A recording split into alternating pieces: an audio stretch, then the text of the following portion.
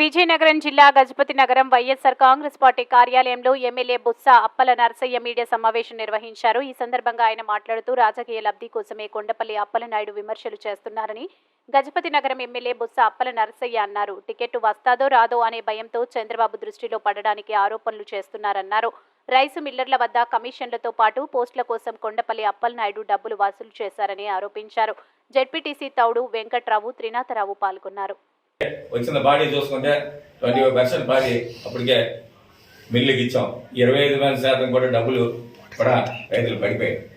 ఇంకా మా టార్గెట్ పండుగ లోపు 70% చేయాలన్న ఆలోచన ఈరోజు ఒక గెలుపునారు. ఈ జిల్లాలోనే 75% ధాన్యం కొనుగోలు చేయాలి పండుగ ముందని చెప్పేసి ఆలోచన మరి అధికారులు చేస్తున్నారు.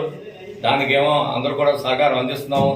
ఈరోజు ధాన్యం రైతుల నుంచి వెళ్ళిపోవాలి. ఎక్కడైతే పాడైపోయిన ధాన్యం ఉందో దాని గురించి ఆలోచించేసి దాని గురించి ఆర్బీఐకి ధాన్యాన్ని గుర్తించి దాన్ని ఏ విధంగా మిల్లులు కరించాల ఆలోచన మేము అధికారులు కూర్చొని దాన్ని కూడా తరలించే కార్యక్రమం చేస్తాం. ఏ ఒక్క రైతు కూడా అన్యాయం జరిగిన విధంగా ఈరోజు ఈ పరిపాలన సాగిస్తున్న విషయాన్ని ఈ సందర్భం మీ ద్వారా ఈ రైతాంగాన్ని కూడా మేము తెలియజేసిన ఎవరికి కూడా అధైర్యపడవద్దు. ధాన్యం మారిన ధాన్యాన్ని కూడా రంగు మారిన ధాన్యాన్ని కూడా కొనుగోలు చేస్తామన్న విషయాన్ని ఈ సందర్భంగా